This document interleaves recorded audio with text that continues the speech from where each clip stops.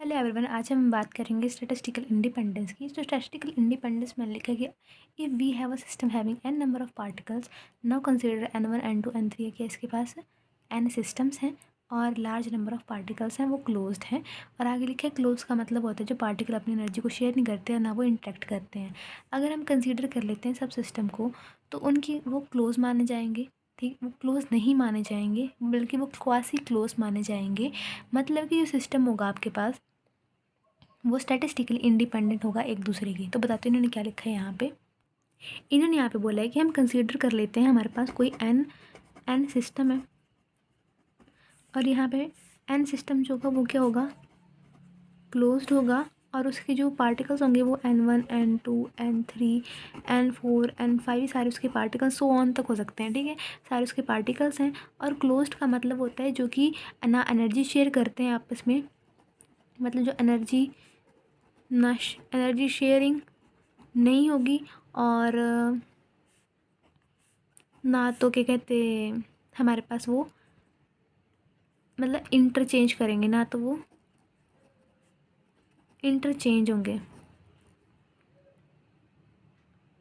या हम बोल सकते हैं ना तो वो और ना तो वो इंटरेक्ट होंगे। ठीक है, ये चीज़ें नहीं होंगी। अगर हम बात करते हैं हम एन सब सिस्टम की, एक और सब सिस्टम लेते हैं। ठीक है, तो वो क्या होगा, नॉट क्लोज्ड। वो क्लोज नहीं होगा, नॉट क्लोज नहीं होगा, बल्कि वो क्या होगा, वो होगा क्वासी क्लोज्ड। क्वासी क्लोज का क्या मतलब होता है, क्वासी क्लोज का मतलब होता है जो कि हमारे पास स्टैटिस्टिकली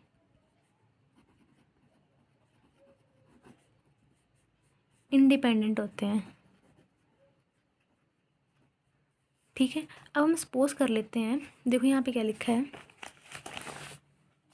यहाँ पे लिखा है इन्होंने कि now suppose we have two systems n1 and n2 having density ρ1 and ρ2 energy e1 and e2। इस तरह से लिखे, यहाँ पे n सिस्टम है, n1 n2 क्या है उसके पास नम सब सिस्टम्स हैं, n के सब सिस्टम्स हैं ये ना, ऑब्वियसली n के होंगे। ρ1 ρ2 उसकी क्या डेंसिटी है, e1 e2 एनर्जी है। अगर हम क्या करते हैं, सब सिस्टम का साइज़ बड़ा होगा तो उसमें ज़्यादा पार्टिकल्स आएंगे।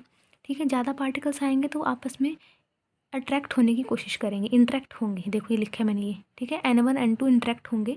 ठीक है, तो नंबर ऑफ़ पार्टिकल जो होंगे वो ज़्यादा हो जाएंगे जब इंटरेक्ट होने लग पड़ेंगे, तो इंट्रैक्शन एनर्जी ज़्यादा हो जाएगी। जब इंट्रैक्शन एनर्जी ज़्यादा हो जाएगी तो मतलब साइज़ बड़ा हो रहा है तो इंट्रैक्शन एनर्जी तभी ज़्यादा हो रही है। जब साइज़ बढ़ता जाएगा आपके पास, तो हमारे पास लेस इंट्रैक्शन होने लग पड़ेगी, क्योंकि आपको पता है भारी चीज़ें कहाँ इंटरेक्ट होंगी।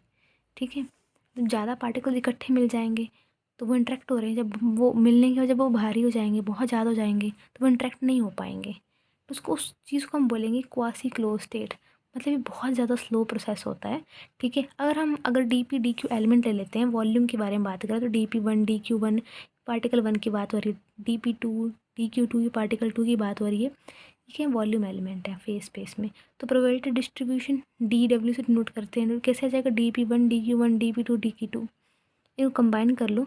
अगर तुम DP1,2 DQ1,2 लिख दो तो वो इसी के बराबर नहीं आ जाएगा, DP1 DQ1 DP2 DQ2। Density के फॉर्म में लिखना है तो ρ1 2 लगा दो, बाकी चीज़ें वैसी की वैसी। तो ρ1 is equals to ρ1 ρ2। This system are statistically independent but quasi closed which is very very large with very very large number of particles. तो बताती हूँ यहाँ पे समझाया क्या मैंने आपको, वो तो नोट्स था ना, आप लिख सकती हो। तो इतनी चीज़ आपको समझ आ गई कि आपने पहले कैपिटल N की बात की मैंने, फिर स्मॉल n की बात की मैंने। अब देखो, अब मेरे पास मान लो दो सब सिस्टम्स हैं, हम बात करें सब सिस्टम्स की।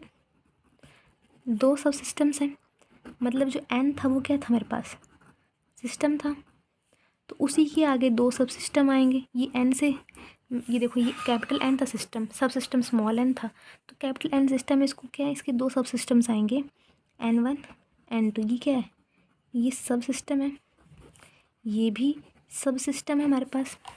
ठीक है, अब n1 n2 के बहुत सारे पार्टिकल्स हैं, जो मैं आपको हिंदी में बता रही हूँ ना अभी, उसको आप इंग्लिश में खुद बना के लिखोगे। ठीक है, तो n1 n2 है, तो इनकी अपनी डेंसिटी होगी ρ1 ρ2, अपनी इनकी एनर्जी होगी E1 E2।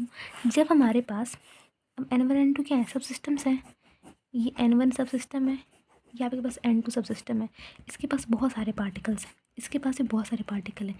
ज़्यादा पार्टिकल्स होंगे तो वो इंटरेक्ट करेंगे, तो वो ऐसे इंटरेक्ट कर गए। इंटरेक्ट करने के बाद वो बहुत बड़े बन गए। अब जो बड़ी बड़ी चीज़ें हैं वो मतलब कि ज़्यादा पार्टिकल्स है, बस इंटरेक्शन हो रही है। एक बात ये बता देनी है, जब इंटरेक्शन ज़्यादा होगी, इंटरेक्शन क्या होगी, ज़्यादा हो जाएगी, इंक्रीज़ हो जाएगी, देन तो क्या होगा, वो इंटरेक्शन नहीं, सॉरी, इंटरेक्शन ज़्यादा नहीं होगी। जब मतलब कि पार्टिकल्स का साइज़ इंक्रीज़ कर जाएगा तो हम क्या, तो इंटरेक्शन जो होगी वो नहीं होगी। इंटरेक्शन बिल्कुल भी नहीं होगी, कॉमन सेंस की बात है, ठीक है। जब छोटे छोटे पार्टिकल्स से, ये छोटे पार्टिकल्स आपस में मिल गए और बड़ा सा पार्टिकल बन गए, दो तरफ से, मतलब एक पार्टिकल इंटरेक्ट नहीं हो पाए। ये तो इंटरेक्ट हो रहे थे, इंटरेक्ट नहीं हो रहे, वही बात बता रही मैं आपको, ठीक है।